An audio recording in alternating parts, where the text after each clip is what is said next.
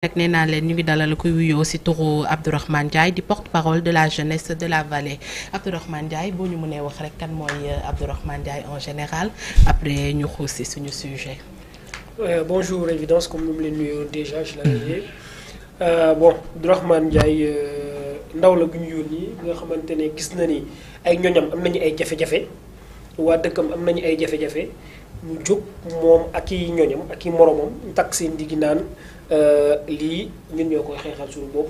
On va pas envoyer quelqu'un le faire à notre place mais plutôt c'est à nous de régler notre problème ñu jóg takk yuuxu yeggal suñu baat fi mu ko war a yeggee ndax dëkk ba la xewee ñun ñu ngi fii ndaw yu ñu yónni ñii di jàng ñii di nekk seen yëngu-yëngu mais bu fa comme ni ñu waxee rek dañ fa jóge waaye xol yi ak xel yi lépp dara jógewu fa. donc bu fa lu fa wokk nit rek daf ñuy xuri fii ñu nekk. moo tax je pense que li xew umpul kenn doon na loo xamante ne lu doy waar la lu metti la jafe-jafe bu rëy la. et je pense que ça ne pourrait pas laisser indifférent qui que ce soit muy sénégalais moo waraloon ñu jóg yuuxu ñaaw. te très heureux que sant yàlla ba ñu yuuxoo tamit dégg nañ ndax yuuxu yomb na waaye dégg la moo gën a jafe. donc dañuy sant ba ñu yuuxoo dégg nañ te tamit ba ñu déggee sénégalais yëpp jóg nañ. sénégalais yëpp jóg nañ ci et puis tamit état bi tamit def na ci lépp lu xamante ne mooy kéem li kattanam pour situation bi mun a am tout et puis qu'il y ait des issues heureuses face à cette situation. Et alhamdoulilah, comme nous l'avions constaté et comme vous l'avez tous constaté, donc face à cette crue-là, qui a été vraiment ravageuse et qui a fait beaucoup de dégâts même causés, mais alhamdoulilah, nous constatons aujourd'hui le retour, vraiment un recul considérable des eaux. Donc, donc vraiment, il y a un retour peu à peu qui se prépare des populations dans les villages. Donc surtout les villages qui étaient les plus affectés. Ñu ngi considéré ñu ngi gis ñi constaté que ndox baa ngi dellu. et comme mu ngi dellu tamit mu ngi gën a am tey. yaakaar ni que population ñi ngi ci dellu. mais comme ni ñu defee woon yuuxu nañu ñëpp jóg nañu macha allah et puis li may wax chaque jour ñu ngi saluer ak di remercier élan de solidarité bi sénégalais yi am. tey et puis bu ñu gisee tey ba tey aujourd'hui chez nous dans notre contrée que ça fait l'objet de querelles et de guerres politiques. Bien heureux. C'est vraiment on l'a voulu kontaan nañ ci trop parce que tamit ñoom ñëpp yéene bi leen la woon ñëw jàppale ñu parce que dans cette affaire là nous ne reconnaissons pas de parti. nous ne reconnaissons pas de leader politique. tout ce que nous connaissons ki ñu xàmmee ak ku ñu xam foofu noonu mooy koo xamante ni ñun ñu ngi ci jafe-jafe jug na sénégalais la ni ñun. di ñëw partager suñu souffrance ñëw dimbali ñu ku ñu tàllal loxo ci jafe-jafe yooyu noonu. et alhamdulilah gis nañ ñëpp jóg nañ tàllal nañ ñu loxo ñëpp muy leader politique acteur politique chef religieux et puis je pense que vous avez suivi la déclaration du guide religieux de la famille omarienne et qui a fait un appel aux dons. Vraiment ce sont des choses yoo xamante ne dañ koy saluer. et également tamit am na benn bonne volonté. Un gentil donateur boo xamante ne dafa def avant-hier benn geste boo xamante ne c'est marquable chez nous. C'est un de nous mais vraiment c'est mémorable mooy le PDG de Sagam Abdou Ndiaye Abdou Demba Ndiaye mention spéciale à lui. Très honnêtement mention spéciale à lui. Tous les villages affectés. Tous les villages affectés sans exception je dis il a envoyé des dons un matelas un riz un sucre un huile bàyyiwul dara def na lépp tout le monde s'est senti là-dedans ñëpp kenn ku ne gis nga ci sa bopp kenn ku ne jot nga ci li nga ci war a dimbali jot loolu lañ xaar ci doomu dëkk gis nga juddu ci dëkk. defar ci dëkk moo ko gën. dëkk si dëkk defar dëkk moo ko gën. non dëkk bi laa dëkk man maay borom dëkk bi maay buuru dëkk bi maay chef de village wala maay lii c'est pas important. mais ce qui est important ce qui est le plus important. c'est l'utilité c'est votre utilité par rapport à la communauté. il n'est pas obligé nga am xaalis pour jëf gi il n'est pas obligé nga am doole il n'est pas obligé mais kenn ku ne booy xëy rek takk sa ndigg di nga am benn taxawaay boo xamante ne war nga ko amal say ñoñ war nga ko amal sa population war nga ko amal sa communauté. et je pense que Abdou Ndiaye n'a pas un reste face à cette situation là ñu ngi koy remercier honnêtement ñu ngi koy remercier et je pense que ñëpp a ngi koy ñaanal kontaan nañ ci jëf jooju noonu muy le PDG de Sagam. donc c'est pas sa première d'ailleurs dans tout ce qui concerne la communauté donc aujourd'hui tey li ñuy ñaax état bi surtout. maintenant après tout ñëw ak yow dagguma la taxawaay li ngeen doon xaaree état est-ce que état am na taxawaay boobu noonu. waaw sant yàlla très honnêtement état am na taxawaay boobu ñëw na et puis ba ñu wootee bëgg a gis président en tenue militaire et tout ñëw na avec cette tenue et il est venu en Messie sauveur macha allah def na lépp lu mu war a def. quel est l'effet de cette tenue là. nga ne bu ñu wootee président mu sol tenue. si ba ñu wootee c'est-à-dire ban effet la mën a def en quelque sorte parce que c'est-à-dire quand les soldats sont en danger. Les citoyens sont des soldats sur le terrain en danger. Il faut au moins voir le chef suprême des armées pour réconforter la population. loolu la ñu bëggoon tey dafa mel ni des militaires ou des abandonnés à eux-mêmes face à des rebelles kay lu xew dans le Sahel et tout.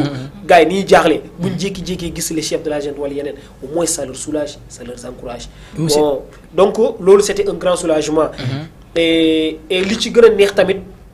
tey liñ ci gën a woote état yi mooy au-delà de li ñuy def macha allah mention spéciale à l'état du Sénégal et au gouvernement par leurs dons et leurs faits et gestes nous nous appelons aujourd'hui à un accompagnement ñu ngi leen di woo ci benn accompagnement du retour dans les villages parce que ndox ñëw na te ndox bu ñëwee fu mu dëkk day am lu bëri lu mu fa yàq. te bu fa yàqee tamit ba am lu bëri tamit lu muy indaale jàngoro yaa ngi fi. les conséquences leneen ak leneen y a des conséquences. maintenant nous appelons l'État du Sénégal à aujourd'hui à se mobiliser et à préparer le retour dans ces villages-là des populations. Aujourd'hui, certes, le contexte est un peu mouvementé, c'est-à-dire il y a les élections législatives qui se pointent à l'horizon, ça fait défaut même, certes, mais il ne faut pas être trop concentré sur ça, de telle sorte qu'oublier cette population-là, bien xamantene soxla nañu sen service public de base, à savoir leur dispensaire, leur centre de santé, sen école pour ñu mëna dem jangi. Loolu maintenant accompagnement bobu non bi ñu xaar ci ñom moy lan pour ce retour-là, allez d'abord désinfecter ces lieux-là qui sont utilisables pour le moment.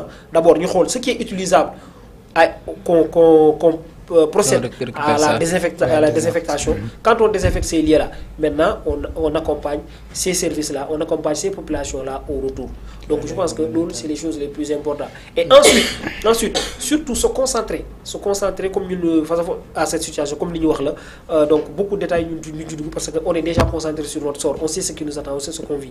Tamit nous accompagne la population, surtout par rapport aux indemnisations, parce que nous avons c'est une crise. Il faut aussi aujourd'hui nous préparer à nous psychologiquement, nous préparer ce retour psychologique. Et ceux qui ont perdu des terres, effectivement, les agriculteurs. Voilà, non, l'agriculture, apparemment 90% de pertes de terres. Il n'y a plus d'agriculture. 508 hectares, donc 123 hectares. L'eau a tout pris. L'eau a tout pris. Donc, l'eau c'est une situation vraiment désastreuse. C'est-à-dire qu'il faut le vivre pour le comprendre. Il faut le vivre, il faut le voir pour le comprendre. Donc ce sont des gens à part Nimbali, bien espoir. Parce que qui part de la population de la vallée, c'est une population qui vit de l'agriculture, évidemment, de la pêche. Ouais, donc comme les des fois, c'est un nouveau concept chez les Sénégalais des grandes villes, mais chez nous, les villages, nous les gens de la vallée, on a toujours connu ça. Les gens qui ont koy bay. Donc tchèpi dañ koy bay, dugub bi day def moy ci ciéré le maïs, le maïs, on cultive bien alhamdoulillah. Donc ñu ngi ci yoy non. Maintenant, comme li mo wax lool non nit ko xamanteni ci mbayam bobu non lu mu doon bay yoon la yaakaaron ak banana bi nga xamne mom lañ doon bay di jaay ak kaani boo xamante ne moom lañ doon indi fii nii marché Castor ak yeneen di ko jaay ñoo ñëpp ce sont des entrepreneurs. ñooñu ils sont voient aujourd'hui leur entreprise daanaka en faillite. Maintenant comment aider à soulager ces gens-là, comment aider comme li ñu wax le retour psychologique d'abord. Il faut préparer les gens au retour psychologique et aussi il faut les accompagner. C'est-à-dire des populations dévastées, des populations désastrées, il ne faut pas les abandonner à eux-mêmes. Mais il faut, c'est le rôle de l'État, c'est le devoir aussi de l'État du Sénégal de les accompagner, de telle sorte qu'aujourd'hui, cette crue-là, cette situation des inondations, soit un mauvais souvenir. Monsieur Ndiaye. Oui. Tout à l'heure, il y a un accompagnement. L'État yóbbu na fa 8 milliards mais comment on peut comprendre 8 milliards ñu dugal ko ci de gox yu melni ay Bakel ci ay villages ba paré nga ñuy wax accompagnement 8 milliards yow ci sax xam-xam wala ci sax xalaat bu gàtt fan la ko état dugal ak ci lan ak lan lañ ko def. waaw non xam nga l'État a annoncé. D'ailleurs annoncé. Il y a annoncé Abdougal. C'est-à-dire les mots ont leur sens. Voilà, évidemment. Voilà. C'est-à-dire comme au Sénégal aujourd'hui on a une tendance et puis c'est l'effet des politiques jouer avec les mots. C'est-à-dire l'État a annoncé donc qu'il va débloquer 8 milliards et voire même plus pour cette situation-là. Donc, débloquer cette somme-là, cela ne veut pas dire que c'est des billets de banque que nous allions distribuer à la population. Non, et d'ailleurs, cette population n'en a pas besoin. Évidemment. Mais ce dont cette population a besoin, que ces 8 milliards-là soient aujourd'hui injectés dans des choses utiles à la population. Moi, il wax la. C'est-à-dire, les 8 milliards, accompagnement, comment les accompagner aujourd'hui, ouais. Donc, si 8 milliards, comment faire pour aider ces jeunes entrepreneurs qui ont tout perdu à travers ces inondations-là, comment les aider aujourd'hui à se redresser? Comprendre aujourd'hui ces populations, parents, ces pères de famille, ces soutiens de famille, dont leur seule source de revenus était cette terre-là, cette culture-là, nous devons donner, nous devons ouais, moi il y a un service minimum de base, mon service public de base, comme école, désinfection, donc c'est tout un accompagnement.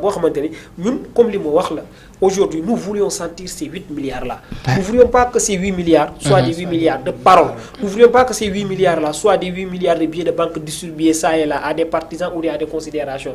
Non, nous voyons que ces 8 milliards-là soient aujourd'hui investis dans ces localités-là, de la plus belle des manières, où aujourd'hui on aura un grand puff de soulagement. Voilà. Et je pense que chez nous, les gens sont tellement organisés que de telle sorte que si l'autorité administrative est de bonne foi, et puis je pense qu'il n'aura pas de problème aujourd'hui à procéder à cela. Parce que nous avions nos chefs de village, nous avions nos imams. La communauté, elle est tellement organisée, de telle sorte que chacun s'y sentira si aujourd'hui le besoin se fait pour le dispatcher, le partage de cet investissement de l'État. Donc je pense qu'il y a les maires aussi. Il y a les maires, il y a tout. Donc on se connaît. Dès que tout le monde connaît tout le monde. Déjà, les gens ils se lèvent. S'il y a un mal quelque part, tout le monde sait que cette famille-là, c'est telle famille, elle est affectée. Donc on se connaît. C'est pas ailleurs où les choses comme oui, c'est la solidarité. C'est la solidarité déjà comme les morts là, effet de solidarité affaire bi am rek avant tout bon, nous on s'est levé en premier. Personne qui togul fenn de la diaspora, notre diaspora qui ont une dimension spéciale. D'ailleurs, ils ont toujours été là. Ouais. Nos écoles, nos dispensaires, nos centres de santé, on les doit tous à la diaspora. Du Fouta. Donc nous avions connu l'état que entre guillemets que non et par quelques services qui sont là-bas, mais nous, tout ce qui est de nécessaire pour nous par rapport à notre vécu et tout, nous le devons à notre brave et courageuse diaspora. L'effet de solidarité bi aussi a causé l'arrestation de Bougane Gueye Dany, loolu aussi yow ban jàngat nga ci am? Bon, l'effet de solidarité a causé l'arrestation de Bougane Gueye Dany, comme je t'ai dit. Donc au-delà de comme ñun li ñu wax man chez nous face à cette situation-là, on est très concentré. C'est-à-dire on ne reconnaît pas de parti politique, on ne reconnaît pas d'acteur politique. Mais en tant que on reconnaît Sénégalais, citoyens, on lui dit merci. Bougane est venu chez nous, voilà, s'il y a un malentendu, je pense que donc aujourd'hui, nous, comme les Ignan, comme en tant que nous que voilà, qu'il y ait une certaine clémence à son égard, donc pour qu'il puisse retourner à ses activités. Et donc nous le remercions aussi pour ces gestes et faits. Maintenant, comme vous savez, les Sénégalais, ils donc voilà, et puis nous ne voulions pas aussi face à cette situation-là qu'il y ait des guerres ou des querelles politiques vraiment qui vont nous entraîner. Bon, là on évite vraiment. Monsieur Ndiaye, pour te libérer, parce que xam nañ ne da nga am yeneen engagement, au fait en tant que fils de la vallée, comment comptez-vous faire pour nga xam ne di ngeen barrer la route à cette éventuelle crise pour que cela ne se reproduise plus, parce que vous êtes toujours exposé selon les experts. Donc nan ngeen compter def ba nga xam ne crise bi nga xam ne xew na fi ren di ngeen ko mën a anticiper ba dans les années à venir du ngeen dundaat même situation bi? Bon, vous savez, pour être honnête, cette situation-là, c'est un effet naturel. Oui, c'est des catastrophes naturelles. Catastrophes naturelles. On n'a pas demandé à ce que nous évacuions l'Ori. Pour évacuer, il faut que non, on ne peut pas. Comme on dit, on ne peut pas arrêter la mer avec ses bras. Également, ces fleuves, on ne peut pas l'arrêter avec nos bras. Maintenant, ce qui a lieu, comme nous, aujourd'hui, on lance l'appel aux autorités étatique, c'est-à-dire face à cette situation-là, il y avait eu bel et bien des alertes. Évidemment. Alerte à ce qu'aujourd'hui que l'État prenne toutes ses responsabilités et qu'il prenne toutes les mesures idoines pour qu'aujourd'hui de pareilles situations ne se reproduisent pas. Et la meilleure des choses aujourd'hui, c'est la communication. Il faut informer. Il ne faut pas dire oui, des communiqués ont été faits. Non, mais c'est une population, la majeure partie ne sont pas instruits. Aujourd'hui, les gens ils sont beaucoup plus concentrés sur autre chose. Vous voyez? Donc moi, je prends l'exemple. Communiquer, taguer. Bah oui, les poulards, ils écoutent. Ils aiment taguer poulards pour dire. Ils écoutent leur taguer. Pour les communiquer des décès là. Buñ jeexee le sonique ñoom sonique googu amoo tàggee njoppee ba j'écoute leur tàggee en sonique mais après pour ñoom rajo wala télé njëriñ boobu rek la am buñ pare fay nañ ko jàll nañ ci leneen donc yow état par des services de base il faut aujourd'hui aller vers la population, il faut les informer, il faut ensemble avec cette population-là prendre des mesures braconnières de sorte que aujourd'hui ce flot-là ne puisse pas aujourd'hui faire autant de dégâts que cela a fait. C'est très important, c'est-à-dire gouverner, administrer, gérer, c'est prévoir. Il faut prévoir les risques, il faut prévoir des dangers. Il faut aujourd'hui aller vers la population et puis comme on dit la meilleure des communications c'est la communication de bouche à oreille. Donc je pense que c'est très important. Aujourd'hui il y a des associations, il y a des mouvements dans ces localités-là par lesquels vous pouvez passer, expliquer le message, leur faire comprendre. Je pense que c'est très important aussi. Merci beaucoup Abdourahmane. Ce mot de la fin rek vu que tu as des engagements beneen yoon xam naa dinañ la fi dalalaat sunu yeneen jotaay incha allah. incha allah looy tàggatoo ak mbokk internet yi. li may tàggatoo ak mbokk internet yi rek mooy li may wax aujourd'hui li nga xamante ne ñun ñëpp ay Sénégalais lañ ce qui se passe là ça nous engage tous citoyens. Dire que sama yoon nekku ci c'est parce que voilà. Je pense que c'est un peu de mauvaise foi. Il y a de la politique, il y a une politique, il y a une campagne. Donc que ces campagnes-là se déroulent dans la plus grande sérénité, de paix, mondiale, tijam ak salam. Des situations beaucoup plus difficiles à mon avis, et pourtant ces faits-là, ces hommes politiques-là, ils vont passer, mais le Sénégal restera le Sénégal. Évidemment. Le Sénégal restera le Sénégal, et on restera ce qu'on est. Le Séré restera le Séré, le Djola restera le Djola, le Poulard restera le Poulard, le Soniké, ainsi que les cousinages à plaisanterie resteront toujours tels que. Il faut qu'aujourd'hui nous sachions que nous sommes une nation. Et quand on parle de nation, la nation a sa définition. Et cette définition-là a un sens. Les mots ont leur sens. La nation, c'est une volonté commune de vivre ensemble. Il faut que cette volonté commune de vivre ensemble là soit une réalité en nous et dans notre vécu. Et il faut que aussi cela se sente. Donc je pense qu'il faut que chacun, que moi je le xool en tant que frère sénégalais, que yow nga mun ma xool en tant que frère sénégalais, bu jeexee mu jàll. Et puis cette représentation du peuple là, comme on dit, l'Assemblée nationale c'est une représentation du peuple. Il faut que ce peuple là qui semble aujourd'hui pense être représenté, il faut qu'elle soit représentée dignement. Il faut aujourd'hui que les élections soient les prémices d'une bonne représentation du peuple. À défaut, donc il n'y a plus espoir. Ce serait une assemblée comme telle que les autres assemblées qui sont passées. Et ceci dit encore, le dernier mot de critique que j'ai, c'est-à-dire c'est à l'État du Sénégal aujourd'hui de prévoir toutes les mesures d'accompagnement pour le retour des populations ci dëkk yi. Voilà, et puis si vous me permettez quelques mots chez nos parents en Soni. Bien sûr. Donc voilà, Marine Choninko, comme vous avez dit, et xibaari ke jini ko riedo waccinaka donc harbi wodo ken cefe afagame wona lati gana jiki afa yillen a yilledo sembe xamene yo e nyagana lagana ken den kani lagana fini ko nodi donc ka kebe kontan ani ku beni ga doni ga sikno ngole tandak ina demande nya de telle sorte que lenki ke kota état ki araga sorogu deman iga yillen katkani par sorongiri kani ibugi tingro donc jinyallo jinxa ganaro ado wattu lina an fo bonondina kubeni kani xen ini dema donc iraga yillen mo xombe e kani ko ine siro jom do xer wala kani ko xa ado golnya nokuni ko do xala nokuni ko do jare nokunu ina katini i infecté ina microbe ni ko sud begi donc comme ça sorona katini yillen jom do xer ana yinti yille lengi xumune wattu yogni nari xeni ke ngambur xar jigero yi wona la ñaara la gannaaw tanke donc me capé andan ado mi o germe ko fu mo xombe daaru ke xibaare ge ñamu wona mi tallan kof wona sembun kof wona hakkilun kof wona anniun kof duudo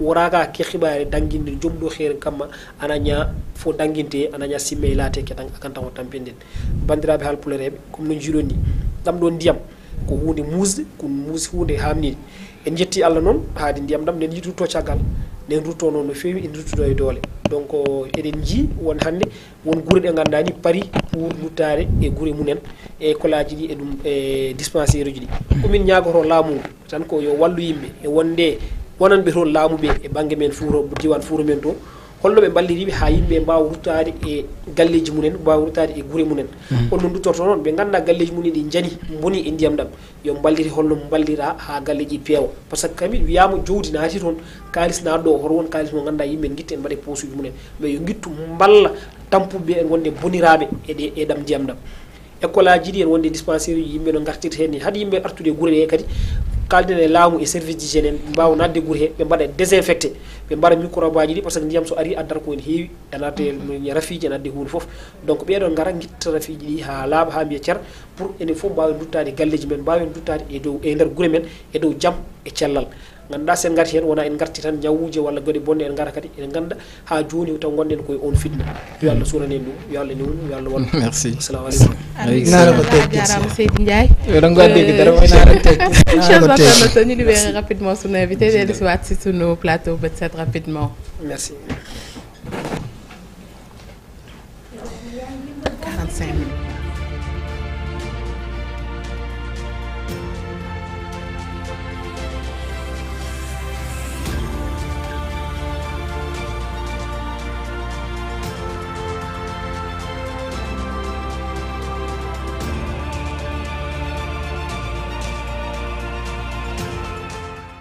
Chers internautes de la télé, c'est une émission Bët Set, votre chaîne préférée.